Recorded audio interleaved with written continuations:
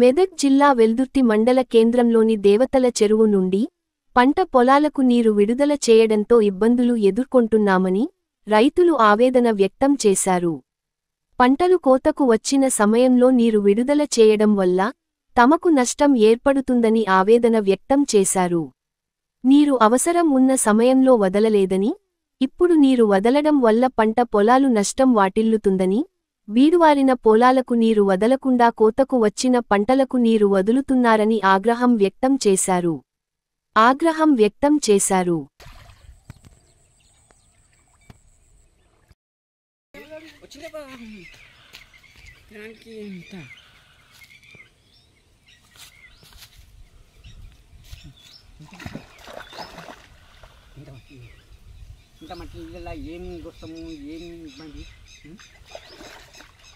వెల్దుర్తి మండలం దేవతల చెరువు అగాధం నీరు ఇడిచి వరల్డ్ కోతలకు వచ్చినాయి. మొత్తం నాశనం పట్టిస్తారు. మొన్నదాకానేమో మొత్తం వదిలిపోతున్నాయి అంటేనేమో తూమిడవలేదు. ఇప్పుడు మాకేమో మళ్ళీ పోరా కూడా కొయ్యరా కూడా చేస్తారు. చైన్ మిషన్లకు కూడా అవుతుంది, ఇబ్బంది అవుతుంది మాకు.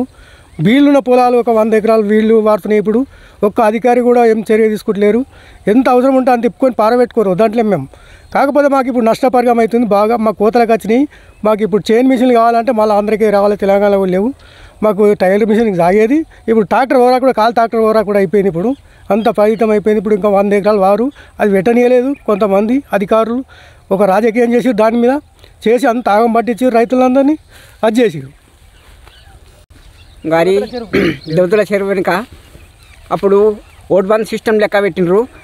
ఓట్ బంద్ సిస్టమ్ లెక్క పెట్టి మాకు ఏదో అద్బందు చెప్పుకుంటే పార్కం అద్బందు చెప్పుకుంటే అద్బందు ఎట్లా చెప్తామే అద్బందు నీళ్ళకు అద్బందు ఎట్లా చెప్పి వస్తుంది. నీళ్ళు పారేటి వాడుతుంటాయి. ఇప్పుడేమో కట్టడి అప్పుడేమో మీదికి పెడితే మాకు కిందికి రానియరు అన్నారు. ఇప్పుడేమో అగాధం ఇటు పెడితే ఇప్పుడు అయిన చేనులల్లా ఇప్పుడు కోసుకుందామంటే మాకు ఇబ్బంది అయిపోతుంది. ఇప్పుడు టైర్ మిషన్లు అయితేనే అవి సాగుతాయి. మరి చైన్ మిషన్లు ఏమో సాగాయి. మరి ఎట్లా ఇప్పుడు యాడికెళ్ళి తేయాలి? మేము ఎంత ఇబ్బంది పడాలి? అప్పుడేమో అద్బంది చెప్పుంటే అద్బంది ఎట్లా చెప్తాం మేము గ్రామ పెద్దలు. మరి ఇప్పుడు మొత్తానికి రాజకీయ నాయకులు ఈ రకంగా చేసారు. రైతులను మొత్తం ఆగమట్టించారు. ఇంత గుంటను గురువు వేసుకొని ఇంత పిల్ల జిల్లా బతుకుతారట మేమనుకుంటే ఇట్లా చాలా దేవతల చెరువు ఇంత చాలా ఘోరం చేసారు.